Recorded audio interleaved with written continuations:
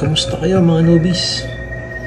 Ngayong araw na to, may sasabihin ako sa inyong isang kwento na hindi nyo pa nadidinig kahit kanino. Alam nyo ba na merong twin sister si Snow White? Hindi, diba? Kaya halina at pakinggan nyo ang aking kwento. Ang title ng ating story nga pala ay Story of the Twin Sister of Snow White, Charcoal Black. Once upon a time, in a faraway castle, a king and queen gave birth to Snow White. Sobrang saya daw nila. The king immediately carried Snow White and kissed the queen. Sabi ng king, "Let me carry Snow White muna and I'll walk lang here sa labas ng room." Tumangulang ang queen kasi tired na tired siya nung pagkapanganak niya. Pero bigla na lang sumakit yung tiyan ng queen. Nagulat yung midwife na may lumabas pang isang baby sa queen.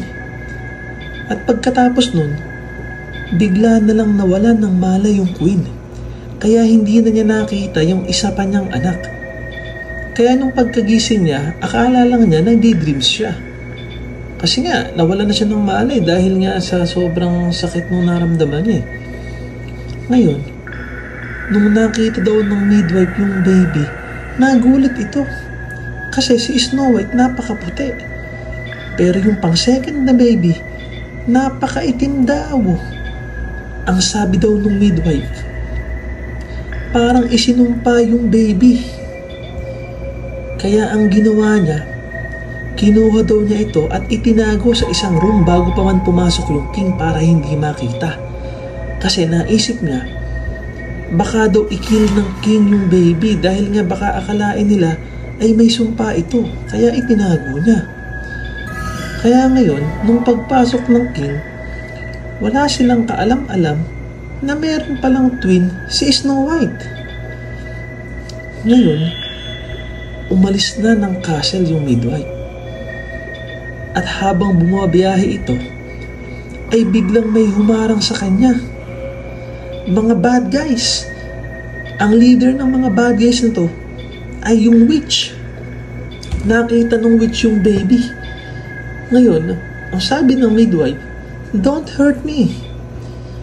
Ibibigay ko sa inyo yung baby in exchange to my life. Please let me go." Sa sobrang takot ng midwife, ibibigay niya na lang si Charcoal Black doon sa witch. Tapos, ang sabi ng witch sa kanya, "Sige, kukunin ko yung baby. Meron na bang name yung baby na to?" Ang sinabi ng midwife, "Meron na po. Dahil po sobrang itim niya at kulay niya ang charcoal, ay tinawag ko siyang Charcoal Black." Ang sabi daw ng witch, "Sige, pwede na yung name na yun. Yun na lang din ang itatawag ko sa kanya. Umalis ka na bago pa man din kita patayin," sabi nung witch. At ngayon, inalagaan daw ito ng witch hanggang sa lumaki. Pero habang lumalaki daw si Charcoal Black, puro bad things yung ginagawa niya dahil nga tinuturuan siya ng queen. At eto, binigyan pa siya ng power ng witch. Yung power niya, nadidinig daw niya yung lahat ng bata sa kanilang village na ayaw matulog kahit gabing-gabi na. Yung ba yung dapat 8 PM matutulog na yung kids pero abot pa din ng play tapos maingay pa kahit 10 PM na.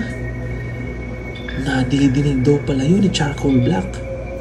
Kaya ang ginawa niya sa lahat ng kid na hindi pa natutulog ng maaga, pinuntahan daw niya isa-isa sa bahay.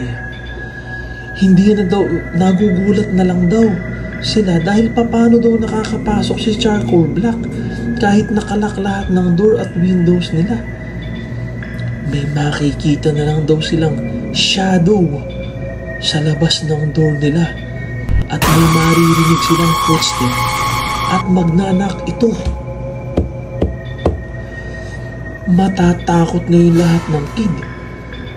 Kaya ngayon, ang gagawin ng mga kid, matutulog na sila sa sobrang scared nga. Tapos habang ini-scared sila ni Charcoal Black, ay naglalap ito. Kasi nga gustong-gusto niya nang nananakot. Kasi nga, bad siya eh. Nalaman daw ito ng King at Queen. Nakarating yung balita sa kanila na meron daw nananakot sa mga bata sa kanilang village. Na ito daw ay isang baka daw maging monster ito. Kaya daw dapat makita nila ito at mahuli kung sino man daw ito.